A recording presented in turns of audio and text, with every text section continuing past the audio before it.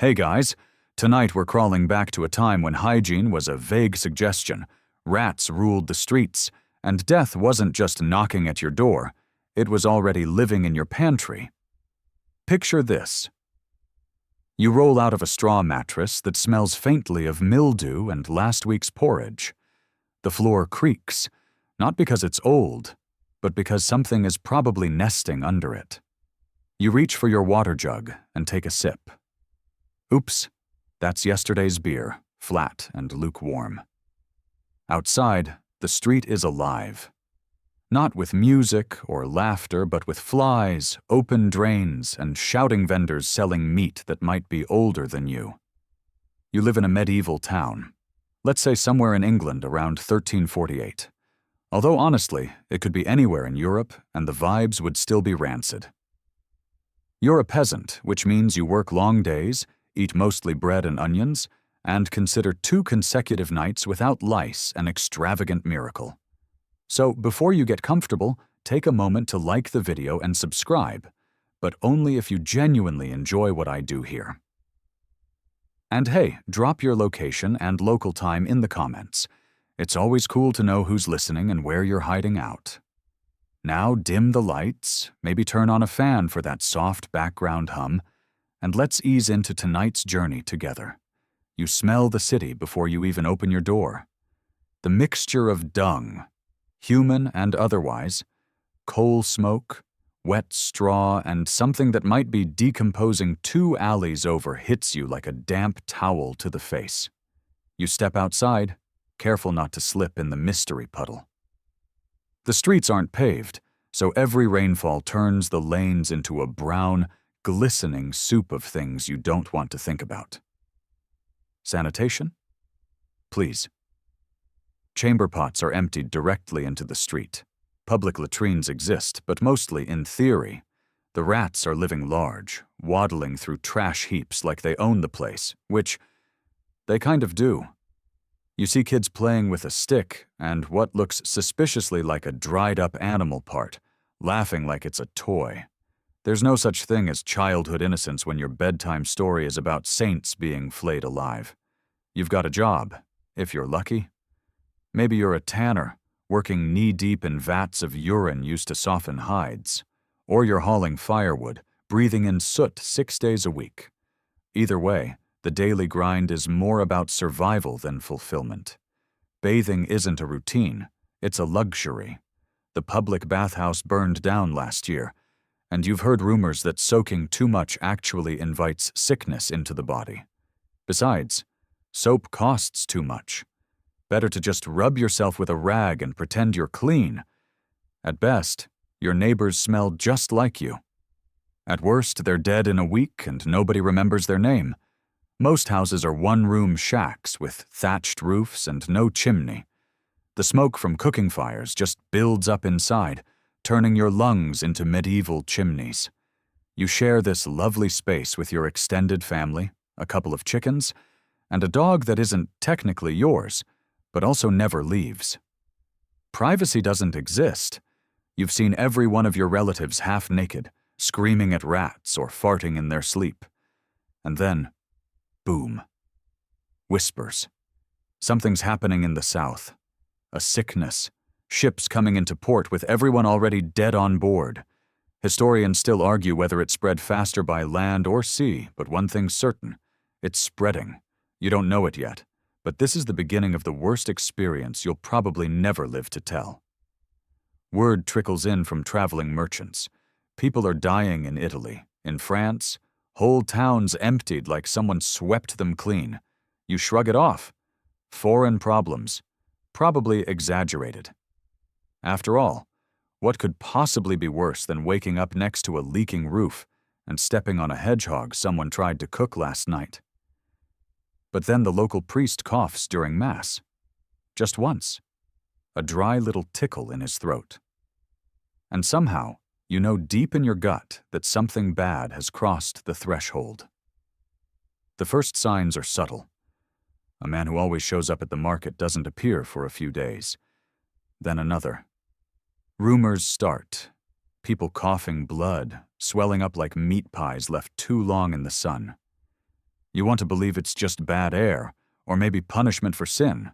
Honestly, that makes more sense to you than invisible bacteria hitching rides on fleas. You hear someone shout down the alley. There's a commotion. A woman screams and runs, holding her child. The baker's apprentice is sprawled on the ground, pale as cheese, lips blackening, eyes wide but empty. The cobblestones drink in the blood he's coughing up, and you freeze. The worst part? No one touches the body. No one dares. You're still alive, for now. But your world, the rot, the stink, the rats, it's only just starting to feel claustrophobic, like everything you've ignored your whole life is about to turn on you. And it won't be merciful. You stumble back inside your home, bar the wooden door with a plank that could barely stop a squirrel, and sit by the hearth. There's no real comfort here, just the illusion of safety. You press your fingers together and mutter a prayer, though you're not even sure which saint handles apocalyptic biohazards.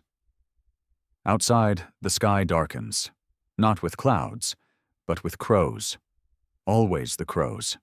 They know what's coming. And deep down, so do you. You barely sleep. The night is thick with coughing, muffled behind walls, groaning under floorboards. One of the neighbor's babies cries, then abruptly stops. That silence is somehow worse than the scream. Morning brings no comfort. The sun does rise, sure, but the streets are emptier than usual, like the town collectively decided to sleep in, or, more likely, vanish.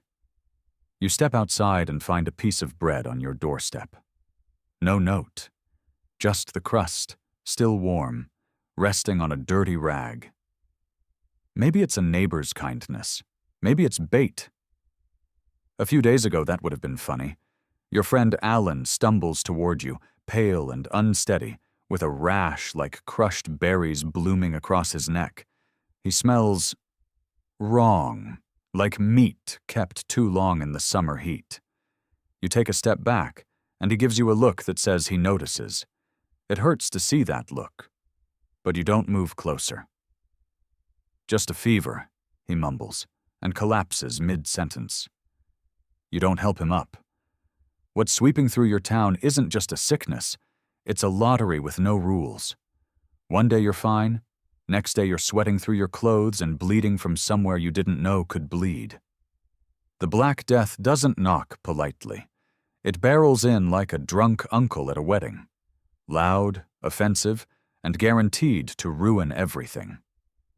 Historians still argue whether the primary killer was bubonic, septicemic, or pneumonic plague, or all three tag-teaming humanity like a medieval WWE event.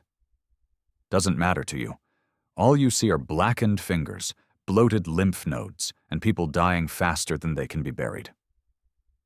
The plague hits fast. First, it's fatigue. You sleep longer, ache more, but you chalk it up to hard work. Then come the chills, like ice water flooding your spine, even in the middle of summer. Your skin gets hot, lips crack, and then the swellings appear. Some under your arms, some in your groin. They grow rapidly, painful, and grotesque. The town calls them buboes, but you call them a death sentence. You've seen them on others, pulsing under skin like angry grapes. Nobody survives once those show up. Not really. Some last a few days, others are gone by morning. The air's so thick with panic, it feels like everyone's breathing through wet cloth. And then there's the coughing, that deep, rattling sound that feels like it's shaking the lungs loose. Sometimes it brings up blood, or bits of lung, or worse. You don't want to look too closely. The weirdest thing? Some people walk around completely fine, right until they drop. 1 minute they're eating stew, the next their spoon hits the floor and they fall face first into the bowl. You wonder how many folks are spreading it without knowing. You wonder if you're one of them. You try to keep clean. Whatever that means now. You wash your hands in vinegar. You burn herbs indoors, hoping the scent will drive away the bad air. Some folks carry posies or oranges stuffed with cloves, like DIY air fresheners. The priests say it's miasma, sick air filled with sin and stink. One guy down the road claims garlic will save you, eats it raw, smells like a possessed sausage, still dies. You see people burning entire homes now. Families die inside and the neighbors torch the place before dawn. It's easier than moving the bodies. You don't know if the fire kills the plague or just makes people feel better. One day, a merchant caravan arrives, flags waving like nothing's wrong. They're from a town 30 miles away. You haven't heard from that town in weeks. When the first merchant starts vomiting blood, the others scatter. No one bothers to arrest them. The guards aren't even showing up anymore. Some streets are barricaded, others are full of wandering sick people with wild eyes and bleeding noses. You don't know what's more dangerous, those who are dying or those pretending they aren't. There's no system, no plan. The town leaders meet once, then disappear. The rich vanish into their country estates. The poor are told to pray harder. You see a guy wearing a dead badger on his head, claiming it wards off the plague. You don't know what's more ridiculous, that he believes it, or that you briefly consider doing it too. You think about leaving. Everyone does. But the roads are clogged with the desperate and the dead. Entire villages have shut their gates. Some have strung up warning signs. Enter and die. Others just hang corpses outside as a visual deterrent. Effective, if not exactly welcoming. Still, the weirdest part? There are moments of eerie normalcy. A woman sweeping her doorstep. Kids chasing a dog. A candle burning in a window. Life trying to pretend it hasn't been completely gutted. But the fear is always there, lingering in the corners like smoke that never clears. You stop shaking hands. You stop hugging. You stop touching anything, really. The human experience becomes one long game of "don't breathe near me." That's what gets to you more than anything, the slow, creeping isolation. Your family avoids you. Friends don't come by. Even the church services shrink to ghostly mumblings through closed doors. And yet, despite it all, some folks still swear it's just God testing our faith. Yeah. That or he just rage quit humanity. By now you've gotten used to the smell. Or maybe your nose just gave up. It's hard to describe, really, like burned cabbage mixed with rot and something metallic. The streets reek. Not in the usual too many people, not enough drains kind of way, but in a something is decomposing somewhere, nearby, and it might be your uncle kind of way. Every breeze carries it. Every breath tastes faintly of death. You used to flinch when you saw a dead body. Now, you just glance and move on. There are too many, covered in old blankets, curled in doorways, slumped over water barrels, mouths open mid-scream. At some point, someone stops ringing the church bell when a person dies. The bell would never stop otherwise. Corpses don't get buried right away anymore. There aren't enough people left to dig the holes. Some are tossed into wagons, piled like firewood, and carted to makeshift pits outside town. You hear one opened up recently, only to discover dogs had already helped themselves. Some families try to bury their loved ones in secret. You hear sobbing behind closed shutters, the scrape of spades in the night. Others just board up their homes, bodies and all, and disappear into silence. It's easier that way. Historians still argue whether the death rate reached 30%, 50% or more. But to you, it's not about numbers. It's the empty chairs, the unclaimed bread, the silence where music used to be. You don't need math to tell you your world is crumbling. In an alley near the old shoemaker's stall, someone has scrawled "Mors omnia vincit" in charcoal. Death conquers all. You wish you didn't know enough Latin to understand it. The shoemaker's shop hasn't opened in weeks. The town hires a few desperate men to haul bodies. They wear cloaks soaked in vinegar and masks stuffed with herbs. Early plague doctor get-ups, but still years away from the beak-nose fashion we now find so charmingly horrific. One of them mutters that he can't smell anything anymore. But you're not sure that's the mask doing its job, or his brain checking out. You notice animals acting strange. Cats howl at night. Dogs roam in packs. Pigs dig through shallow graves and come back with, let's say, souvenirs. You see a child feeding a rat. It sits in his lap like a pet. He names it Martin. He dies 2 days later, and Martin vanishes into the walls. A few folks say the dead walk at night. You haven't seen that yourself, but with all the wailing, you don't rule it out. Someone swears they saw their cousin wandering the fields 2 days after his burial. You say nothing, but you quietly keep your door locked. There are more crows now. They gather on rooftops, in windows, on gallows that haven't been used in months. It's like the birds are waiting.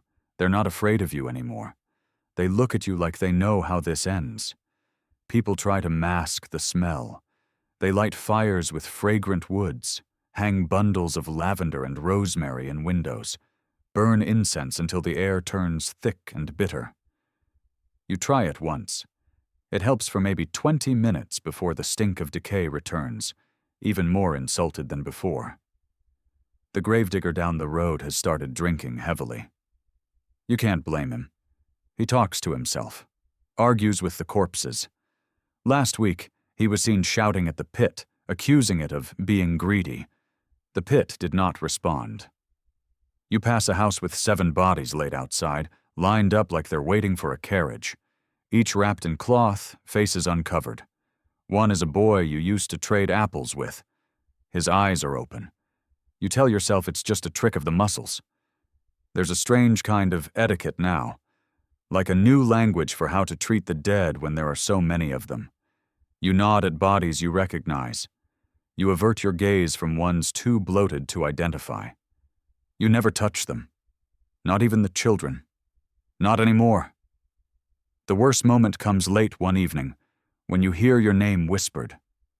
You turn to find someone collapsed against your door, begging with their eyes.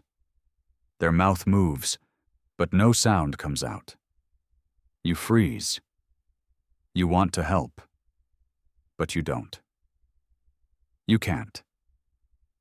You stare for a full minute before you shut the door and slide the latch home. You spend the rest of the night staring at that door, wondering what kind of person you've become. Quirky fact. Some folks believe amulets carved from toad bones will protect them.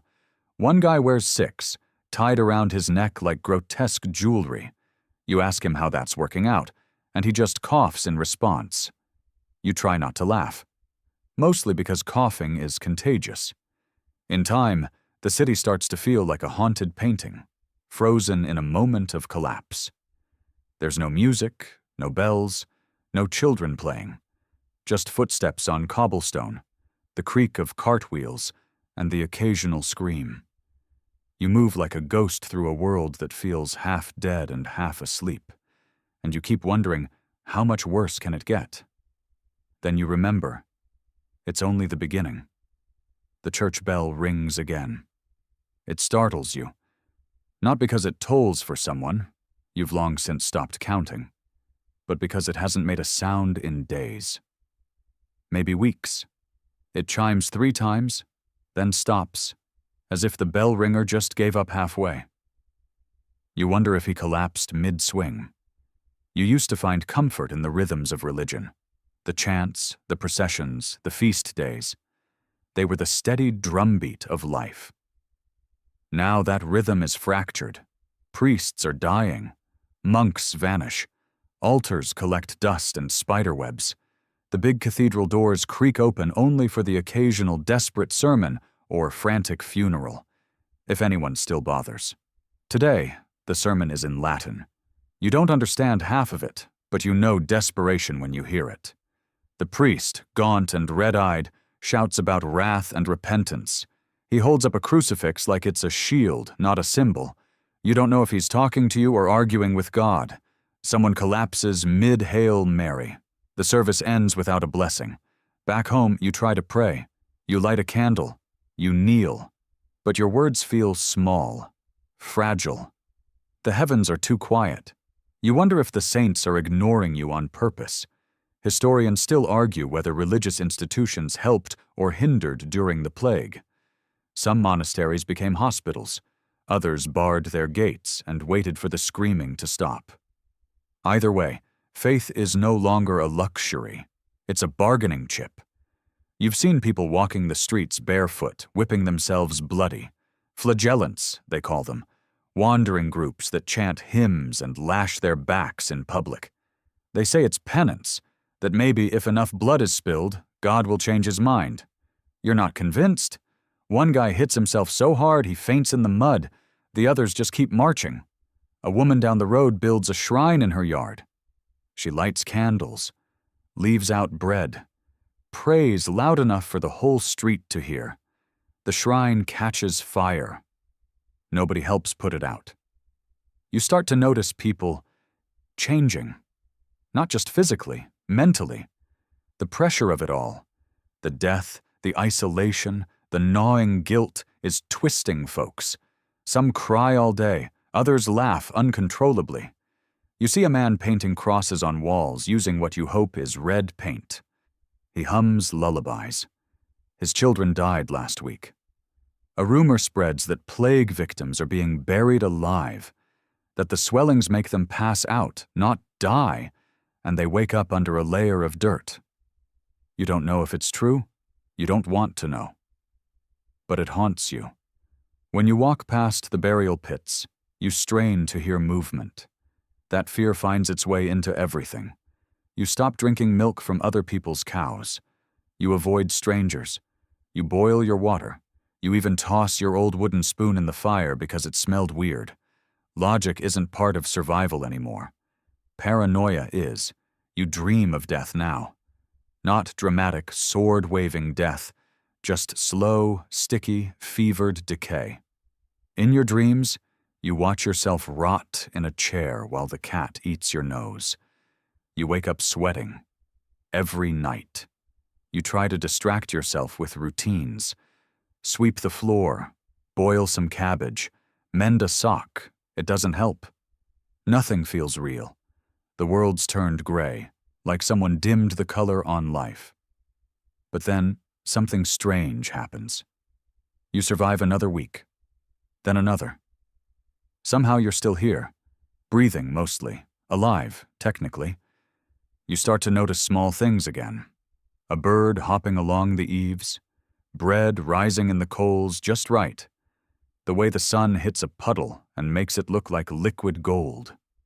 Brief, flickering moments of not awful. One morning, you catch yourself humming. Then you see a friend you thought had died. They're thinner, pale as moonlight, and still coughing, but they wave. You cry a little. Not because you're happy, but because remembering how to feel anything is jarring. Quirky fact, some folks are burying protective charms in their gardens. Dead moles, wax figures, copper coins with weird symbols. You dig one up accidentally. You rebury it. You don't want that kind of karma. You try not to hope. Hope feels dangerous, like smiling at a lion. But the human brain's a stubborn thing. It keeps firing off, maybe it'll be okay thoughts, even when you know better. Still, something shifts in town. The streets are quieter not because people are dying, but because they're gone. Many fled. Others, well, you stop asking. The silence now is different, not the stillness of death. More like the awkward pause before something speaks, a breath being held. You take a walk through the market square. Half the stalls are shuttered. A few vendors return, selling root vegetables and dubious-looking pies. A man offers blessed bread that he swears prevents illness. You pass. And then, you see something unthinkable. A child laughing, genuinely, playing with a stick and hoop, barefoot, face smudged, utterly unaware of the world's collapse. You freeze, heart thudding, wondering if it's a ghost. But no, it's real. Life, somehow, still insists on happening. It doesn't mean the plague is over, far from it. But for the first time in weeks, maybe even months, you feel something crack through the shell of dread that's wrapped around you. You feel human. It rains that night.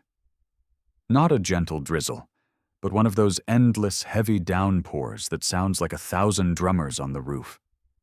The kind that turns roads into soup and seeps through every crack in your home. You curl up under a scratchy wool blanket and listen to it beat down, the rhythm oddly soothing.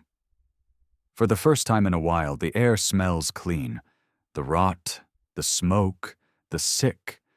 It all washes away for a few blessed hours. You almost sleep. Until the coughing starts again, this time from next door. You know that cough.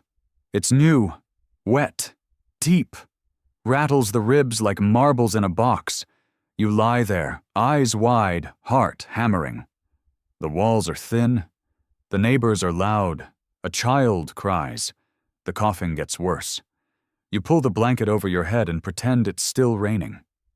The next morning, their door is marked with a smear of red paint. Someone scrawled a warning below it. Stay away. Like anyone needs the reminder. No one enters. No one helps. By sunset, the whole house goes silent. You used to say, "Good morning" to them. You can't even remember their names now. Historians still argue whether communities helped or abandoned each other during plague waves. The answer's probably both. Some towns tried organized quarantines, even delivering food to the sick. Others boarded up houses with people still inside. You've seen both, and now it's your turn to decide, because the next knock on your door comes from a cousin. He's pale, sweating, eyes sunken. He leans on the frame like it's the only thing keeping him upright. "Please," he whispers, voice shaking. "Just a place to rest. I won't stay long." You stare at him, and time stretches. He was kind to you once, gave you your first knife, saved you from drowning in the river when you were 10. You loved him. But you also saw what happened to the last house that opened its doors. I can't, you say. He doesn't argue. He just nods, slowly, like he knew the answer before he knocked. Then he turns and walks back into the rain. You close the door and bolt it. You cry. To survive the plague, you realize, you have to become something a little monstrous. Not fully, just enough. Enough to walk past the dying without flinching. Enough to ignore screams. Enough to value your breath more than your heart. It's not easy, but it's the only way. Quirky fact, there's a baker near the river who started selling death bread, blackened on purpose, full of spices, shaped like little coffins. People line up for it. You try one. It's dry and bitter, but you pretend it's good. It's either that or eat another onion. Word spreads that a nearby town is sealing itself off. They've posted guards at the gates and shoot arrows at anyone who approaches. The message is clear. Stay out. You can't even blame them. You might do the same. You hear whispers about safe havens in the mountains, villages untouched by plague, places where people still sing, where wells aren't full of corpses, where the dogs haven't turned feral. You think about leaving, packing a bag, disappearing. But it's dangerous to hope for myths. One guy tries it, packs his cart, kisses his wife, heads north. 3 days later, someone finds the cart overturned in a ditch. No sign of him, just blood and scattered potatoes. You decide to stay. Staying means rationing. You count every turnip, every crust. You dig a new privy farther from the house. You burn your clothes more often than you wash them. You chew cloves until your jaw aches, just in case. Your world shrinks. Days blur together. Time stops being measured in hours and becomes something more primitive. Since the fever. After the red house burned. Before the priest vanished. Every now and then, someone rings a bell in the distance. You don't know if it means someone died or someone lived. Maybe it's both. One afternoon, you spot a stranger sitting in your alley, picking at a sore on his arm. You don't speak. You just back away slowly and pretend you never saw him. He's gone by morning, plus. You never find out which direction. Your dreams start to change. You no longer dream of your own death. Now you dream of choices, a door you didn't open, a hand you didn't hold, a voice calling your name from the fog, asking, "Why did you leave me?" You wake up sweating. Again. You hear about a nobleman who survived by walling himself in his estate with 10 servants, 50 barrels of wine, and a lute player. Everyone outside died. The lute player composed a ballad about it. You'd roll your eyes, but honestly, that guy had a plan. You start to journal, just scratched lines on parchment, a record of what you see and what you've become. You don't know if anyone will read it. Maybe it's for you. Maybe it's a way to keep your mind from slipping too far into the fog. One day, you write, "I didn't cry when they burned the inn, and that scares you more than anything." But then something shifts. You smell bread baking again. Not death bread, but real, fluffy bread. Someone's risking yeast. That feels radical, rebellious even. You knock on their door and offer to trade onions for a loaf. They agree. You eat it slowly, savoring every bite like it's the last food on earth. You cry. But this time, not from fear. From something else. Something dangerously close to hope. It's strange how quickly things become normal. You wake up one morning to the sound of bird song, actual birds, not crows, and for a second, you think you dreamed the whole thing. The plague, the burning shrines, the coughing in the walls. But then you stretch, and your joints ache from weeks of stress. You smell your unwashed tunic. You glance at the corner where your neighbor's goat used to live, and yep, still gone. So, no, not a dream. Just a quieter day. You go outside. A few others do too. You all look like startled animals poking your heads out after a storm, half expecting to be struck down by lightning. But no thunder comes. The street is dry. The air is mild. And for the first time in what feels like forever, no new red paint marks a door. Nobody says it, but you all think it. Maybe it's passing. Historians still argue whether this particular wave burned itself out or simply moved on. But you don't care about theories. You care about the silence, heavy, tense, but survivable. You see someone sweeping their doorstep, a child playing with a rock, a woman humming while peeling turnips. These things shouldn't feel miraculous, but they do. Then you hear it. Laughter. Not the deranged kind. Real, belly-deep, absurd laughter. It comes from the baker's son. He's standing in a barrel, wearing a broken cooking pot as a helmet and shouting, "I'm king of the rats!" 2 other kids chase him with sticks. No one's masked, no one's crying, and for a heartbeat, the street feels like it used to. You don't laugh with them? Not yet. But you smile. A little. Carefully. Still, things are far from normal. Half the market stalls are gone. Your favorite cheese seller is still missing. The fishmonger finally reopens, but only sells pickled herring now. You hate pickled herring. It tastes like sadness wrapped in seaweed. You make do. Quirky fact. Someone opens a healing booth in the alley beside the tavern. They sell potions made of rosewater, garlic, and crushed gemstones. Guaranteed to cure all humors, the sign says. You consider buying one until you hear the guy behind the booth whisper, "What's a humor again?" You pass. But even scams are a sign of life returning. One night, a group gathers in the square. No one planned it. It just happens. People trickle in, wrapped in cloaks and carrying candles. Someone brings a lute. Another offers a song. It's off-key, cracked from disuse, but everyone listens. You recognize the tune, an old love ballad, once sung at weddings and harvest festivals. You hum along under your breath. By the 3rd verse, others join in. No one speaks about the plague. You all avoid the word like it's cursed. But in that moment, under the stars, surrounded by soot-stained survivors, You feel something shift. You feel together. The next day, the butcher reopens. He doesn't have much, just salted meat and suspicious sausages, but he's smiling. You ask him how he managed. Didn't, he shrugs. Just didn't die. Fair enough. You trade him a comb you found in the street for a few slices. He throws in a bone for stew.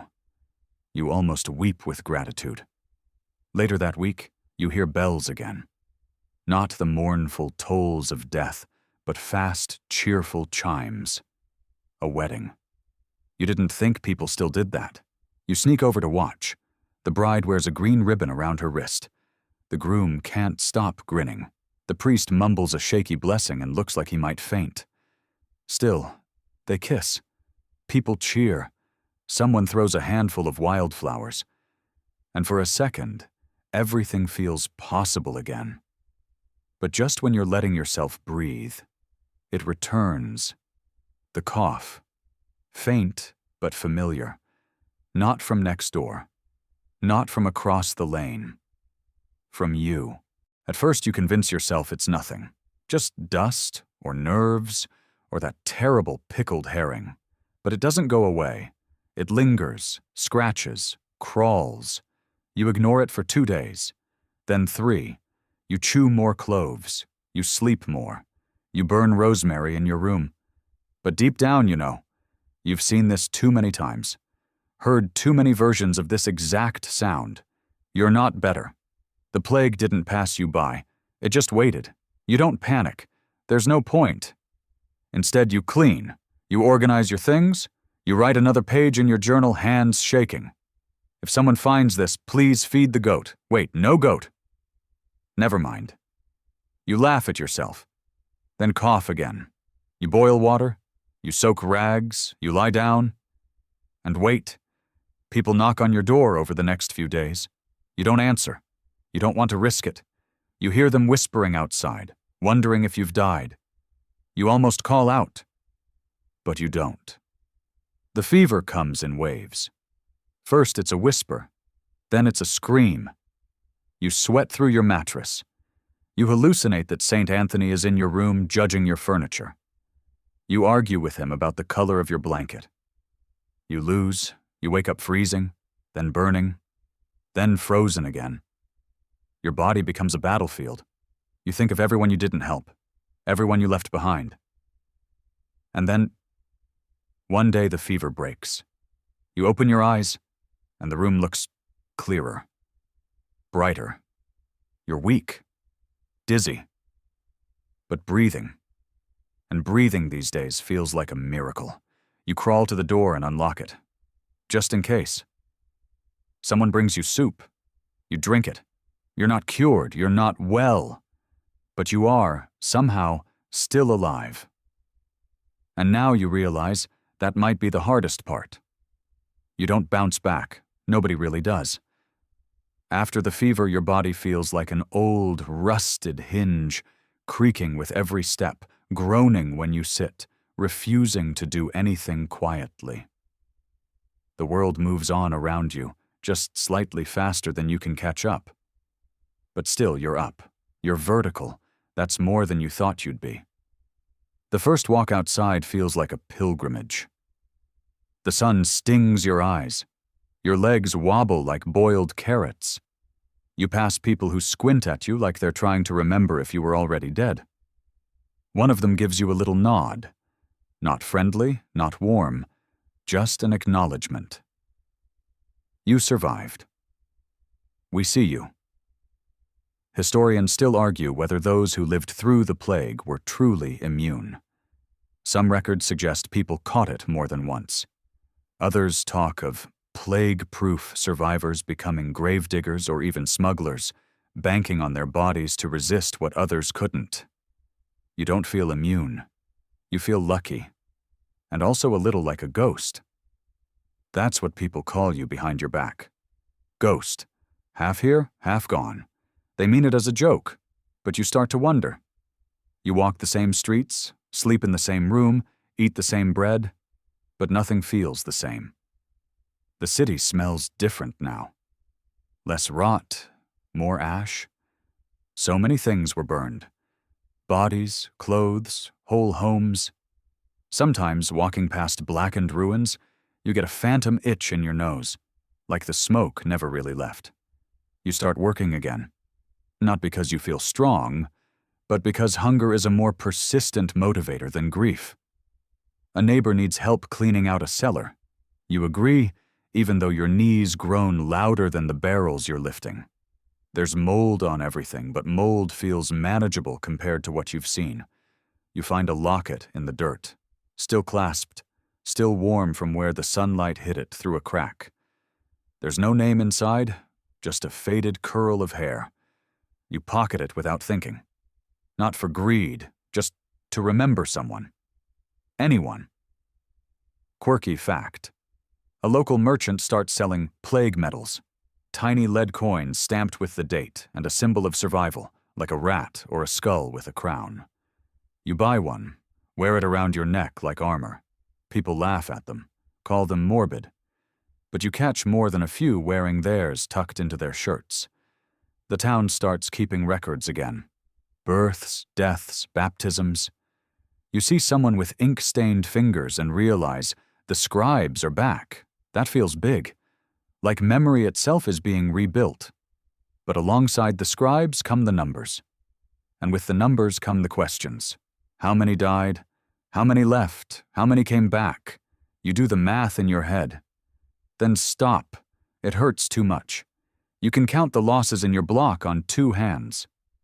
And your block was lucky. Someone mentions that a bishop 3 towns over declared the plague an official punishment from God. Another priest claims it was a test of faith. Yet another says it was the devil in the wind. You nod politely at all 3 and decide not to follow any of them. Your faith is something quieter now, not the loud church bell kind, more like a whispered prayer to yourself before sleep, or a muttered thank you when you find clean water, or the way you place your bread crust beside the window, just in case something or someone needs it more than you. One night, you walk past the tavern and hear music, not just a lute or a pipe, but full-blown singing. Off-key, chaotic, glorious. You step inside, just for a moment. It's packed, people dancing, laughing, holding each other like they're afraid to let go again. You spot a few familiar faces, thinner now, eyes older. Someone hands you a drink without asking. You sip.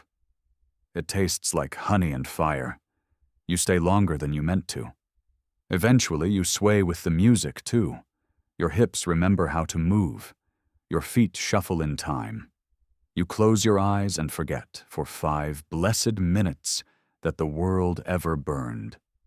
Historians debate whether these spontaneous celebrations were acts of defiance or desperate coping mechanisms. Probably both. You don't care. You just know you needed it. After that night, you see signs of life everywhere. New shoes on children, painted shutters on rebuilt homes, a boy carving a toy out of scrap wood, a girl skipping rope made of old twine. People start talking again. Gossiping, even. Did you hear about Marta's brother? They say the miller's back. Apparently there's a traveling healer with a live crow. You love it. The mundane chaos of it. Even if it means the town idiot is back to shouting at ducks in the river, at least someone's talking to them. You begin helping others. Not out of some grand moral code, but because you know what it felt like to be alone with fever and silence. You carry water. You sit with the elderly. You patch roofs. It feels good to be useful. To be real again. One afternoon, you find a child sitting alone near the burned church. She's drawing in the dirt with a stick, a crooked sun, a house with no roof, 2 stick figures holding hands. Is that your family? You ask. She nods. Where are they now? She shrugs. Then, gone. But I remember their song. She hums something soft. You sit beside her, eyes stinging. That night you hum it too. Grief doesn't leave. It just changes clothes, becomes part of you. Like a coat you wear even in summer. Heavy, sure, but it also keeps you warm. You're still coughing sometimes, but it's dry now. Manageable. Maybe even just the dust. You hope. Because now it's no longer about surviving. It's about living. You start noticing who's not coming back. It's not dramatic, just quiet absences. That neighbor who always sang when she cooked, her windows still dark. The boy who used to juggle apples in the square? Gone. The man with the crooked hat who argued with birds? Even the birds seem lonelier now. At first you wait for them. Expect them to reappear like characters in a play taking the stage late. But weeks pass. Then months. Eventually your brain stops glancing toward their doorways. That might be the saddest part. There's no formal list of the dead. No funeral program, no carved names on stone. Just memories. Fleeting. Slippery. Some nights, you lie awake, trying to picture their faces. Sometimes they come clearly. Other times it's like trying to remember a dream. Historians still argue whether medieval people grieved the way we do now, whether trauma made them numb or simply hardened their rituals. But you're not numb. You're exhausted, and there's no right way to miss someone. Still, the morning begins in its own crooked way. Someone paints small crosses on a wall by the market, one for each soul they remember. A woman leaves lavender by a ruined well. A group gathers one evening with candles and says names into the wind. They don't stay long. No speeches, just the names. You whisper a few too. The church finally reopens. Not everyone goes. Not out of heresy, just weariness. The benches feel like strangers now. The stained glass is cracked. The priest mumbles more than he used to. But people still kneel, still cross themselves, still whisper hopes under their breath. You go one morning, not for a sermon, but to sit in the cold quiet. The dust motes dance in the sunlight like tiny spirits. You close your eyes and just breathe. A child sneezes behind you. Everyone jumps. Old habits die hard. One quirky ritual that crops up, bell ringing at dawn. Not for the dead, but for the living. Every morning someone climbs the clock tower and rings 3 short bells. It's like the town saying, "We're still here." You come to rely on it like a heartbeat. A new problem sneaks in. The orphans. There are too many. Children with no homes, no names, no adults left to feed them. They cluster together like birds on a fence, wide-eyed and silent. Some steal, others beg. One tries to sell you a rock he claims is magical. You buy it, just in case. You start helping at the convent. They've opened their gates to the lost children. It's chaos, grubby hands, loud crying, random biting. But it's also, weirdly, a kind of joy. The nuns teach them to read using stained scraps of old manuscripts. You teach them to whistle using a blade of grass.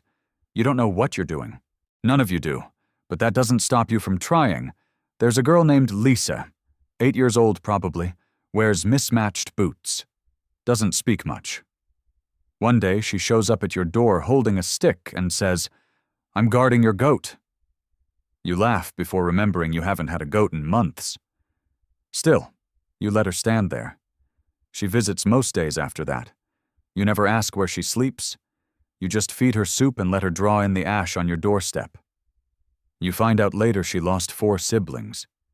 Doesn't know what happened to her parents. She remembers a lullaby, though. She sings it under her breath while watching the sky. You hum along when you recognize the tune. Loss clings to everyone now. Even the happiest faces carry it in their shoulders, in the way they glance over their shoulder at empty doorways. You learn to read those signs. Some people talk about it, others never will. You offer both the same silent nod. A traveling monk arrives one afternoon, barefoot and sunburnt. Claims he's walking from village to village, offering comfort and bread. You're skeptical. But his bread is good. Spiced, warm, just a bit sweet. He tells stories in the square. Not sermons. Tales. About saints who wrestled wolves. About kingdoms made entirely of glass. About a crow that saved a child by pecking on the plague doctor's mask. You know, most of it is made up. But the children sit wide-eyed, mouths open, crumbs on their chins. You sit behind them. Let yourself listen, too. One tale hits too close. A town that was swallowed whole by silence. Not a scream, not a whisper, just gone. But, the monk adds with a wink, some say the town sank into the ground because it had forgotten how to laugh. The kids giggle. You do too. Quietly. That night, you dream of underground cities lit by laughter. Another traveler brings something even more precious than stories. Seeds, wrapped in cloth, tiny, easily overlooked. But to the gardener whose hands tremble as he plants them, they're gold. You help dig, you water, you don't expect much. But within weeks, green pokes through the dirt. Peas, onions, even a single proud cabbage. Someone sings to the cabbage every morning, not joking. And somehow, that makes perfect sense. The market returns slowly. First, just one cart, then 3, then a row. Apples, needles, homemade candles shaped like frogs. You buy one, obviously. A tanner offers plague-proof boots. You laugh. He doesn't. There's talk of rebuilding the bathhouse. You sigh wistfully at the thought of being clean again. Until then, it's river baths and borrowed soap. One day, a young man shows up wearing a strange contraption, a beak-like mask filled with herbs. Says he's researching preventative miasma containment. You stare. He adds, I saw it in a dream. You mutter, cool, and walk away quickly. Still, it's kind of comforting to see weirdness again. Weirdness means people feel safe enough to be strange. And slowly, slowly, joy becomes less suspicious. You laugh more without flinching. You eat without guilt. You dance not to forget, but to celebrate remembering. You're healing. Not healed. Not perfect. But healing. And in this place, in this time, that's a kind of miracle. So now you have a rhythm, messy, uneven, but still a rhythm. Mornings start with bell chimes, then porridge if there's any, then work, or walking, or helping someone fix a fence they've been pretending isn't broken. You've learned to measure time by things other than hours, like how high the sun sits, or how many times Lisa has asked, is it lunch yet? Evening brings candlelight and murmurs. Fewer screams now. Fewer fires. Just the ordinary creaks and coughs of people being alive. You think about what people used to call normal. That word doesn't mean much anymore. You're building a new normal with scraps, like a bird making a nest out of lint and lost buttons. But just as you start to trust in the quiet, something shifts. It starts with whispers.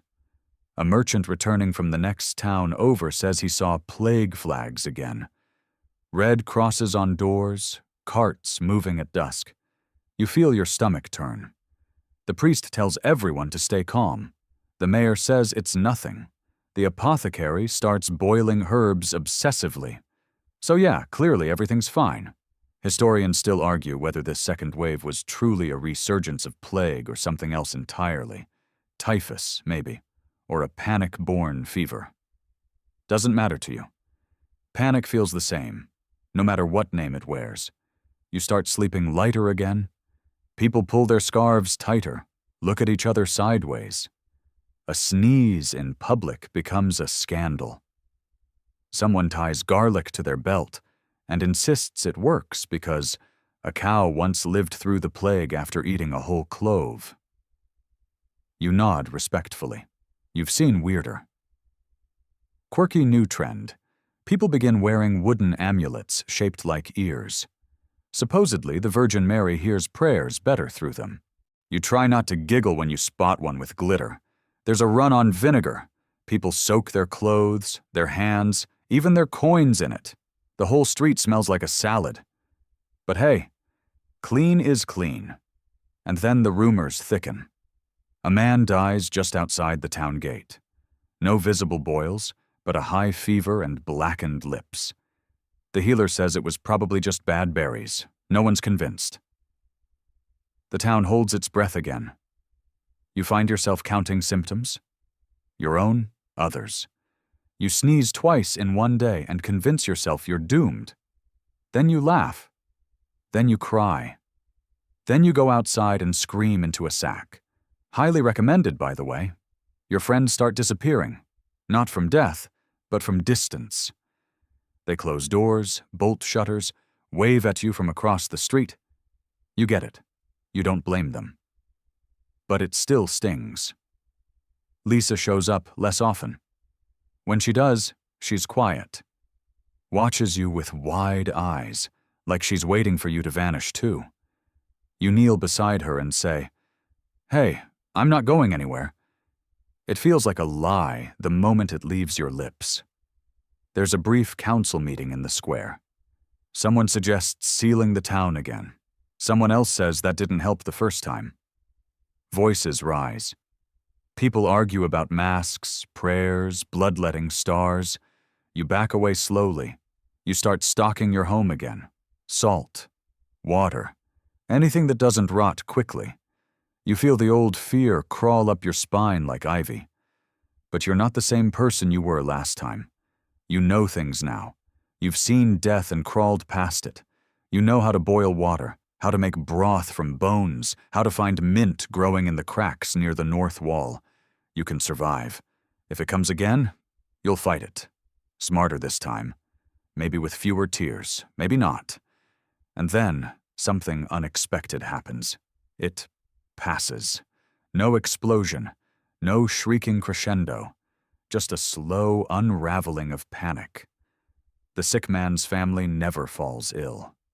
The merchant returns for another trip. The healer starts wearing less vinegar. Someone makes a joke in the street, and people actually laugh. Historians say this happened often. False alarms, little local flares that fizzled out. In some ways, the fear burned hotter than the disease itself. But it taught you something. You learned that survival is not a finish line. It's a cycle. You'll always be glancing over your shoulder for the next cough, the next shadow. But you don't have to live there. You can step forward, even if your feet still remember the burn of running. The next few weeks are cautiously kind. Flowers bloom. Actual flowers, not just the scraggly weeds you used to call decoration. Someone starts carving wood again. You see a tiny wooden cat sitting on a windowsill and feel a completely irrational wave of hope. A local girl writes a song. It's terrible. The chorus is mostly, "Plague, plague, go away, don't come back another day." But you hear it hummed in the street, sung off-key at the market. Even the baker whistles it while kneading dough. That dumb song might be magic. You take walks with people again. Slowly, still spaced apart, still cautious. But the rhythm is real this time. Less pretend we're okay, and more, maybe we are. Someone starts building a new roof on the town hall. Children climb the scaffolding before it's done. You yell at them to be careful, then immediately feel old. That's fine. Being old means you've lasted. Lisa shows up one morning with something in her hands, a carved heart, clumsily made, a little lopsided. She says, "I made this for your door, so people know you're nice." You hang it immediately. Later that week, you catch your reflection in the well water. You've aged, not just in years, but in weight. The weight of memory, of ache, of laughter forced and then real. Your hair's thinner, your eyes are deeper, but you're there, all of you, even the pieces you thought you lost. Survivor is such a small word for such a big thing. You're rebuilding more than a town. You're rebuilding trust, in time, in people, in yourself. The seasons keep turning, indifferent to your struggles or triumphs. Winter fades reluctantly, leaving behind muddy streets and puddles filled with bits of rotted leaves. You trudge through the muck, boots squelching, lungs tasting damp earth. The cold lingers, a reminder that the plague didn't just steal lives, it also stole warmth, and with it, a certain kind of hope. Your body feels every chill now, like it remembers being weak and wishes to warn you. But the world is waking up again. Trees are budding, birds are returning, and the first tentative shoots of green poke through the dirt. People seem to notice it, too. A young woman wraps a bright scarf around her neck, a rare splash of color against the gray backdrop of stone walls. A baker experiments with new recipes, adding honey and spices. The marketplace buzzes with activity. But there's a cautious note beneath the noise, as if everyone is still waiting for the other shoe to drop. You start to hear new words tossed around. Quarantine, immunity, recovery. Words that wouldn't have existed before, now floating in the air like fragile promises. You overhear debates about whether survivors should be exempt from isolation. Some say yes, others say no. Historians still argue whether medieval survivors truly had immunity or just got lucky once. You feel the weight of those words when people look at you. The ghost who lived. It's awkward, really. You're not sure if they see you as a hero, a freak, or just unlucky. The plague left scars no one can see, but everyone feels. You catch yourself touching your neck, where the swollen buboes had once bloomed. The skin is thin and shiny now, a permanent map of your journey. Quirky fact. Some survivors took to wearing talismans made from dried herbs or animal teeth, hoping to keep the sickness away forever. You half believe in it, maybe because it's better than believing in nothing. There's an open debate among scholars about how much superstition versus practical knowledge helped people survive. You lean toward the practical, but admit the odd charm doesn't hurt. You find yourself craving routine, like a child reaching for a blanket. You learn the routes through town by heart again. The cobbler's shop, the well with the cracked stone, the tavern where the fire's always warm. You even start joining in the morning bell ringing, though your hands tremble. Sometimes the tremble is from cold, sometimes from memory, and sometimes just the ghost of fear. You make new friends, mostly other survivors. There's Thomas, who tells stories with a crooked grin, and Ellen, who always has a jar of honey for a cough. They don't ask too many questions. You like that. The market thrives on gossip and small kindnesses. You trade eggs for cloth scraps, and someone gives you a bundle of dried lavender. The scent is a tiny rebellion against the stink of decay. You notice children playing again, their laughter a strange and wonderful sound after so long. They chase each other with sticks, build tiny houses of mud and straw, and seem oblivious to the shadows lurking in grown-up memories. One evening, the town organizes a feast. It's modest, root vegetables, stale bread, ale watered down. But it feels like a victory. You sit by the fire, watching faces illuminated by flickering flames. For a moment you forget the plague's shadow. You laugh at a clumsy joke, feel warmth seep into your bones, and remember why living matters. There's a story passed around about a dog that carried water to the sick, becoming a local hero. Whether true or not, it becomes a symbol of resilience. And you think, maybe you're like that dog. Not perfect, sometimes messy, but still carrying something important forward. You wake the next day feeling lighter. Not healed, no, but moving forward. You walk through the town square and see new faces, unfamiliar and hopeful. They don't know the pain you carry, but they carry their own.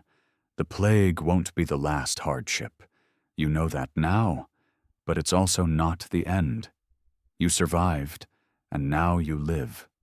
Not just as a shadow of what was lost, but as a witness to what can be rebuilt. And in the quiet moments, when the world is soft and still, you almost believe in hope. The months grow warmer, and with the sun, something stirs in the air besides pollen and dust. You notice the subtle return of music, lutes strumming softly in taverns, children's songs echoing through alleyways, even the faint sound of dancing feet on wooden floors. It's not a grand festival or a city-wide celebration.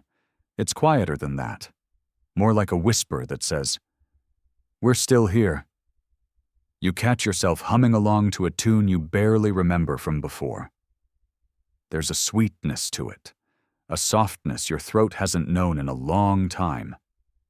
Music feels like a rebellion, proof that life insists on continuing, even after the worst. People start to gather more often, not in crowded markets or packed churches, but in small clusters, neighbors chatting over fences, friends swapping stories by the hearth.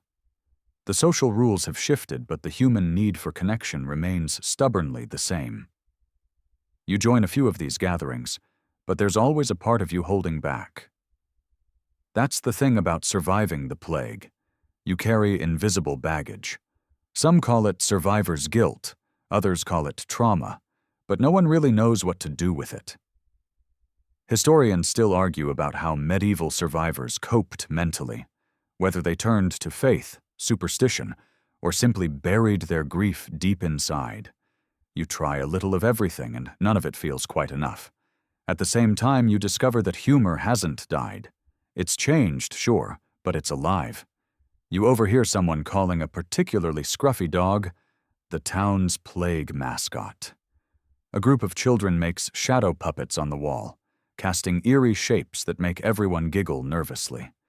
The dark humor helps. It's like a secret handshake between people who have seen too much but refuse to be broken. Meanwhile, a new kind of commerce sneaks back in. Artisans repair tools, cobblers stitch shoes, and the apothecary experiments with herbal mixtures that smell less like vinegar and more like hope. You even see a merchant selling plague charms, shaped like tiny bells. Whether they help or not is anyone's guess, but they're popular. Sometimes superstition fills the gaps that medicine can't. You start noticing changes in the town's architecture, too. Walls are patched with mismatched stones, roofs are replaced with scavenged tiles, and gardens grow in places that were once trash heaps. It's messy, imperfect rebuilding, but it's honest. One day you walk past a half-collapsed house where a cat naps in a sunny patch. For a brief moment you think about the future, what this town might become if given time and care. And then you remember the past, the people who aren't here to see it. Their absence is a quiet echo in every corner. You whisper their names once more. The plague took much, but it couldn't steal memory. You begin keeping a small journal, a simple record of days, events, and thoughts. Nothing grand, just scribbles and doodles, a way to hold on to your story. It's a new kind of survival. You learn that healing isn't just physical. It's the slow stitch of days without panic, the courage to open your door again, the willingness to dream. The town is far from whole, but it's trying. And so are you. You start to notice the tiniest signs of change, almost imperceptible, like the first stirrings of spring after a long winter. People's faces look a little less drawn, the shadows in their eyes slightly less deep. Laughter, once rare and fragile, begins to echo more often, especially among children whose innocence seems untouched by the plague's horrors. You watch as a group of kids invent a game involving sticks and stones, their shouts cutting through the morning air like a sudden burst of sunshine. You can't help but smile, though part of you wonders if they even understand how precious this moment is. Their laughter is a loud defiance against all the silence and sorrow that came before. The town feels different now. Streets that were once deserted are sprinkled with life again. But beneath this renewal is a cautiousness, a collective memory etched into the bricks and bones of the place. People still avoid crowded spaces, and masks, however rudimentary, are still worn by many. It's a strange dance between fear and hope. The apothecary, who used to boil endless pots of herbs, now experiments with tinctures and salves, sharing his knowledge with anyone willing to learn. He tells you that some herbs might actually help with symptoms, though he admits that much remains a mystery. Historians still argue whether medieval medicine truly affected plague outcomes or simply comforted the suffering. You join a small group gathering outside the chapel, where the priest reads aloud from a tattered book of psalms. The words wash over you, strangely soothing despite your skepticism. Faith is complicated. Some find solace in it, others doubt it entirely. You wonder what your own belief will look like when this is all over. Meanwhile, the merchants bring new stories from other towns, some devastated, some resilient. It's hard to know what to believe. Rumors spread faster than facts, and misinformation is as contagious as any disease. One trader swears he saw a man cured by eating nothing but onions for a month. Another claims a star in the sky foretold the plague's end. You listen, half amused, half skeptical. Quirky fact: in some villages, people believed that wearing dead mice around their necks could ward off sickness. You think about that as you fasten your own necklace, a simple carved wooden cross, more out of habit than hope. You continue to rebuild your life piece by piece. You clear debris, repair fences, tend to a small garden patch where you grow herbs and vegetables. There's a humble satisfaction in watching green shoots push through the soil, a silent reminder that life persists even after devastation. Every now and then, a neighbor stops by for a visit. Careful not to get too close, but enough to remind you that you're not alone. These small connections feel vital, like threads weaving the fabric of a community slowly coming back together. Yet, the memories linger. Sometimes they crash in without warning. A sudden smell, a shadow, a distant scream. And you're back in that moment, scrambling for breath and sanity. You find yourself clutching that wooden heart Lisa carved, grounding yourself in its imperfections. Historians still argue about how much trauma survivors carried and how it shaped medieval society afterwards. You realize that for you, the plague's shadow will always be a part of your story, but it doesn't have to define your entire life. You breathe in the fresh air, sunlight warming your face. The world is bruised but waking. And so are you. As time stretches forward, you find that the town is no longer just a place of survival, but a place of stories. Stories you and others tell to make sense of what happened and what might come next. Sitting by the firelight, you listen to tales that mix truth and legend, sorrow and humor, weaving a tapestry as complicated as the wounds you all bear. You hear about the plague doctors, those eerie figures in bird-like masks who wandered the streets, their faces hidden behind glass and beaks stuffed with herbs. Some say they were heroes, others say they were charlatans. Historians still argue about how much they really knew or helped. You imagine one such doctor stepping cautiously through muddy alleys, the hollow sound of his boots echoing off stone walls, carrying a bag of mystery and fear. Oddly, some survivors swear that chanting or even certain dances could keep the sickness at bay. You remember a strange ritual involving a circle of people hopping on one foot, which you tried once, mostly because you were desperate to believe in anything. It didn't cure you, but it made you laugh, and maybe that was enough. You start to notice how the plague reshaped social bonds. Some families were wiped out entirely, leaving houses empty and fields untilled. Others gained power by sheer luck, inheriting lands and goods. The town's social map is redrawn, sometimes harshly, sometimes with surprising kindness. You find yourself questioning old beliefs. The church was both a refuge and a source of fear. Priests comforted the sick, but also condemned the sinful who caught the disease. You wonder how faith could hold such contradictions. Scholars still debate how the plague affected religious thought, whether it deepened devotion or sowed doubt. Meanwhile, you watch the young ones grow up in this changed world. They ask questions you don't have answers to. You try to teach them what you know: how to tend the garden, how to mend a fence, how to recognize the first signs of sickness without panicking. The town's art shifts, too. Walls that were once blank now bear crude paintings of saints and strange creatures. Some say it's to ward off evil, others think it's just a way to fill empty space. You see a mural of a giant rat, both feared enemy and reluctant symbol of survival. Quirky tidbit: one village believed that playing loud music and banging pots could scare away the plague spirits.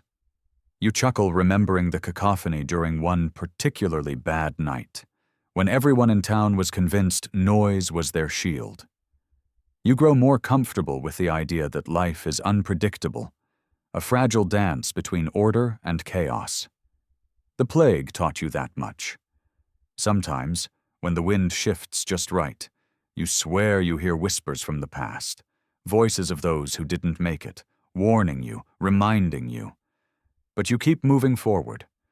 With every repaired door, every planted seed, every shared story, you reclaim a little more of the world the plague tried to steal. You don't forget. But you don't let the past freeze you. You live. The seasons cycle once more, bringing with them fresh challenges and subtle shifts in the fabric of daily life. You begin to notice how the plague has reshaped even the simplest customs, from greetings to burial practices. No longer do neighbors clasp hands or share mugs without caution. A respectful nod or a tip of the hat becomes the new norm. It's an awkward dance, this social distancing, centuries before anyone ever called it that. You find yourself at a funeral one misty morning, where bodies are buried hastily, often without the rites once considered essential. The ground is soft, the churchyard half empty. Families who once gathered in mourning now keep their distance, the communal grief transformed into solitary sorrow. Yet even in death, the plague rewrites tradition. Mass graves become common, a grim testament to the sheer scale of loss. You overhear townsfolk whispering about how the soul's journey might be different now, whether so many unnamed rest uneasily. Historians still debate how medieval burial practices evolved during and after the plague, balancing fear with faith. The Church tries to adapt. Priests preach sermons about repentance and divine mercy, while also urging practical caution. You notice more people turning inward, some doubting the old order altogether. Religion, once a rock, feels like shifting sand beneath your feet. Meanwhile, you observe new kinds of relationships forming. Survivors band together in small communities, sharing resources, stories, and sometimes heartbreak. You become part of such a circle, imperfect, tentative, but alive. The bond of shared experience is powerful, a balm for your soul. You also encounter moments of surprising kindness. A neighbor shares her last loaf of bread without hesitation. A stranger offers a patch for your worn cloak. These gestures remind you that humanity persists, even when everything else seems lost. Quirky fact: some towns experimented with early quarantine methods, isolating the sick on ships offshore or in makeshift camps. It's crude and often cruel, but it shows how desperate people were to control the uncontrollable. You reflect on how fear reshapes behavior. Some embrace isolation, others resist it fiercely. This tension between community and self-preservation feels timeless, echoing in your own heart. You begin to understand that surviving the plague isn't just about beating disease. It's about navigating the complex web of human needs, fears, and hopes. One evening, You sit beneath a sky thick with stars, the cool air humming softly. You think about all you've lost and all you still carry. Life is fragile, yes, but it's also stubborn. And you, more than most, know that better than anyone. The town slowly inches toward a new normal, though the shadow of the plague never quite lifts. You notice how the landscape itself bears scars. Fields left fallow, orchards neglected, and the once bustling roads now quieter. Yet life persists stubbornly, like weeds cracking through stone. You join neighbors rebuilding fences and patching roofs, the sound of hammers and saws a strange kind of music after so long. There's a collective effort to reclaim what was lost, even if the future feels uncertain. You trade stories and goods, laughter mixing with sighs. People try new crops and farming techniques, some borrowed from distant travelers, others born of necessity. The idea of experimentation feels radical, but hopeful. Historians still argue whether the plague accelerated agricultural innovation or simply forced desperate survival. You find yourself fascinated by the ways the community adapts. For instance, some farms start keeping animals farther from living quarters, suspecting that the plague's origin might be linked to rodents or fleas. This small change sparks debate and shifts in practice, blending superstition with emerging observation. Meanwhile, artisans craft memorials, not grand statues, but simple wooden crosses or painted stones, dedicated to the lost. These markers are scattered across the countryside, reminders that every name mattered, even if forgotten by official records. You notice that the town's children grow up with a different worldview. They've heard stories of darkness and death, but also of resilience and renewal. Their games and songs reflect this, full of metaphors and hidden meanings. Quirky tidbit: some villages held feast days, where they'd ceremonially burn old belongings, believing that shedding the past could ward off future illness.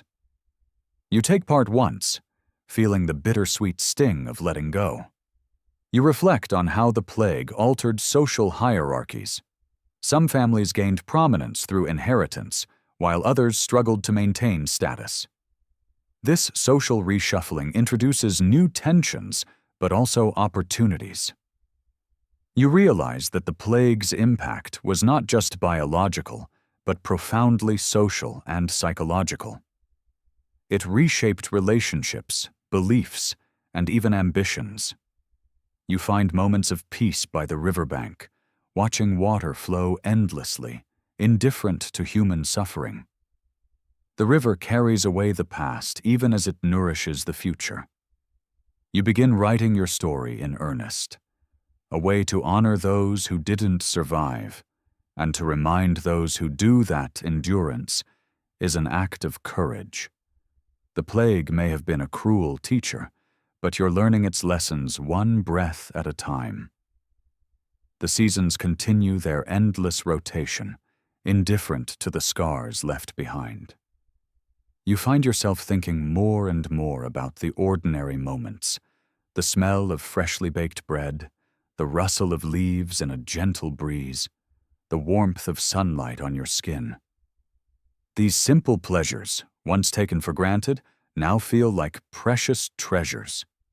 You realize that surviving the plague has changed not just your body, but your very perception of life. Time feels both slower and more urgent. Each day carries a weight and a possibility that you never noticed before. The town's rhythms shift as well. Market days become livelier, with traders arriving from farther regions, bringing exotic goods and stories. You barter for spices and fabrics, feeling a cautious optimism as commerce slowly returns. Yet beneath the surface, the wounds remain. You notice how the older generation carries a quiet sorrow, their eyes reflecting memories too heavy to share. Meanwhile, the young are eager to rebuild, sometimes recklessly so, driven by a desire to forget the past. Historians still argue about how the Black Death shaped European culture, whether it planted the seeds for Renaissance or simply left a legacy of trauma. You wonder if the answer lies somewhere in between. You become aware of how the plague has influenced art and literature, with new themes of mortality, fate, and resilience emerging. Local storytellers craft ballads about heroes and survivors, blending fact with myth. In your own way, you start recording your experiences, less as a historian and more as a witness. You scribble notes on scraps of parchment, hoping that someone, someday, will understand the human cost behind the numbers. You find comfort in rituals, lighting candles at dusk, sharing meals with neighbors, and planting flowers in memory of those lost. These acts become small anchors in a world still unsteady. Quirky fact: in some places, people believed that ringing church bells could purify the air and chase away evil spirits. You recall the eerie sound of those bells during the darkest days, a haunting soundtrack to despair and hope. You reflect on the resilience of the human spirit, how communities can fracture and mend, how grief can transform into determination. You begin to feel that surviving the plague isn't just about avoiding death. It's about choosing life every day, despite the risks and uncertainties. And that choice feels both heavy and beautiful. By now, you've learned to recognize the subtle signs of healing, not just in the landscape, but in the hearts of those around you. The wounds left by the plague aren't gone, but they're no longer bleeding as freely. There's a cautious hope woven into daily routines.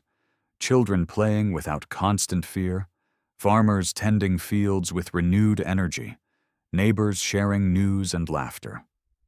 You notice new social customs emerging, greetings that avoid touch, communal meals served with an abundance of distance, even new superstitions designed to keep sickness at bay. It's a strange balance of old fears and new adaptations. You catch a glimpse of how the plague altered family structures. Widows and orphans become more common, yet these families forge new bonds, often relying on neighbors and extended kin in ways that reshape community ties. Historians still argue whether this shift led to more communal support systems or deeper social fragmentation. On the brighter side, the shortage of labor has given some survivors unexpected opportunities. You hear stories of serfs negotiating better terms with landlords and artisans finding increased demand for their crafts. The old rigid social order shows signs of cracking, which brings both hope and tension. You find yourself drawn to the stories told by traveling minstrels and wandering monks, tales filled with allegory and cautionary wisdom. One such story warns of a black shadow that tests the hearts of men and women, a metaphor that feels all too real. Quirky tidbit: some villages held plague weddings, where couples married quickly to ensure family lines continued despite the uncertainty of life. You smile, imagining the hastily arranged celebrations, awkward, joyful, desperate. You reflect on how the plague forced everyone to confront mortality directly, changing perspectives on life, death, and everything in between. Artisans carve skulls into woodwork, poets compose elegies, and children play games that mock death itself. Your own sense of self evolves. You're no longer just a survivor, but a bearer of memory and a participant in renewal. You carry stories from the darkest days, but you also carry hope for what lies ahead. Sometimes, when the sun sets and the air cools, you sit quietly, feeling the pulse of the town. Fragile, wounded, but unmistakably alive. And that, you think, might just be enough. As months turn to years, you realize the plague's legacy is etched deeply into the town's identity. It's not just the physical scars or the empty homes, it's the stories passed down, the whispered warnings, the collective memory that shapes how everyone moves through their days. You notice how the landscape of grief and resilience becomes a sort of invisible thread binding the community. Funerals become both somber and communal, with rituals evolving to honor the dead while safeguarding the living. Candles flicker in windows, and gardens are planted to remember lost loved ones. The church's role shifts again, less about punishment and more about healing, though tensions remain. You observe people questioning old doctrines, wrestling with why so many suffered despite prayers and penance. Historians still argue whether this crisis sparked profound religious reform or reinforced existing beliefs. You find comfort in new traditions, harvest festivals that celebrate survival, songs composed to remember the fallen, and quiet moments of reflection at twilight. It's as if the community collectively breathes out sorrow and inhales hope. Curiously, some superstitions persist, even as medical knowledge grows. You learn that in certain villages, people still wear amulets made from herbs or stones believed to repel evil. You chuckle at the persistence of these charms, knowing they offer psychological comfort even if not scientific protection. Economic shifts continue to reshape society. With so many gone, labor is scarce, and wages rise. You hear stories of women stepping into roles once closed to them, managing farms and businesses with surprising skill and tenacity. Quirky fact: in some regions, people believed that the plague was a punishment from angry spirits, and they held elaborate ceremonies to appease them, sometimes involving music, dancing, and communal feasting. You start to see how the plague changed not just who lived, but who led, who thrived, and who adapted. Power dynamics shift, old hierarchies wobble, and new social orders emerge. Amid all this, you understand that survival wasn't just about resisting disease. It was about resilience, adaptability, and the unyielding will to carry on. One evening, as the sun dips below the horizon, you feel the weight of history settle softly around you, a quiet reminder that even the darkest nights give way to dawn. You notice that the stories of the plague evolve over time, transforming from immediate terror into lessons and warnings passed through generations. Elders recount tales not just of loss, but of courage and unexpected kindness, painting a more nuanced picture of those dark days. Markets buzz with a renewed vibrancy, but you catch whispers of caution in the air, reminders not to forget the invisible enemy that once stalked the streets. You overhear debates about cleanliness, quarantine, and how to prevent another catastrophe, showing early stirrings of public health awareness. Scholars still argue whether the plague's impact accelerated urban planning, sanitation, and medical knowledge, or if such developments were more accidental and uneven. You wonder how much of today's practices trace back to these desperate times. You find yourself reflecting on the psychological toll. Survivors carry invisible scars, nightmares, grief, and survivor's guilt that shape their behavior in subtle ways. Communities rally, but the trauma lingers, a silent companion. Quirky fact: in some areas, people believed that cats carried the plague, leading to tragic culls that ironically may have worsened the spread by letting rats flourish unchecked. You shake your head, amazed at how misunderstanding can spiral.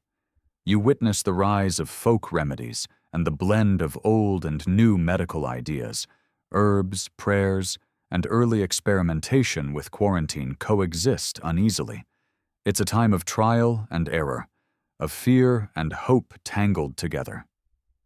The plague's impact ripples into art and literature, with themes of death and rebirth dominating cultural expression.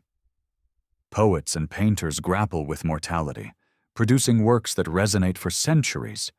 You, too, become a storyteller, sharing your experiences and preserving memories, knowing that remembering is a kind of resistance against oblivion. The world has changed irrevocably, yet life moves forward, carrying the weight of what was lost and the promise of what may still come. You look ahead, uncertain but determined. Because in surviving the plague, you've learned one undeniable truth. Life, no matter how fragile, always finds a way. Now, as the final chapter unfolds, you feel the full weight of what it meant to survive the plague. Not just the horror, but the endurance, the fragile hope, and the relentless push toward life beyond despair. The world you once knew is forever altered, but you remain, a living testament to resilience. The landscape around you bears subtle traces of renewal. New buildings rise where old ones fell. Green shoots push through soil that once bore death, and laughter cautiously returns to streets once silent. Yet, beneath these signs of life, the memory of loss lingers like a shadow, quiet but unshakable. You observe how communities have woven the plague into their identity, a shared experience that shapes values, traditions, and the very way people relate to one another. Bonds forged in suffering create a complicated tapestry of grief and gratitude, fear and compassion. You notice the rise of new social dynamics, women stepping into roles previously denied, peasants negotiating better terms, and old hierarchies beginning to crumble. The plague acted as an unintentional social equalizer, though the scars it left were deeply unequal. Historians still debate whether this catastrophe was a catalyst for change or a tragic detour in human progress. You think about how both might be true, how suffering and growth often intertwine. You remember the quirky, unexpected responses, the bells ringing to cleanse the air, the dances to scare spirits away, the strange medicines and superstitions that were born from desperation and hope. Amid it all, you find yourself reflecting on the sheer randomness of survival, how chance, community, and courage all played their part, how history is shaped as much by those who live through it as by those who record it. Now, as night deepens and the world quiets, you close your eyes and breathe deeply. The past is heavy, but your heart holds a stubborn flame, a testament to life's unyielding spirit. You survived, and that is no small thing. The air cools, the shadows lengthen, and your mind drifts gently toward rest. Remember, the past's darkest nights make dawn's light all the more precious. So breathe out slowly, letting the quiet settle around you like a soft blanket. You are part of a long story, one of pain, endurance, and hope. And as you rest tonight, know that even in the harshest moments, life whispers on, steady and unbroken.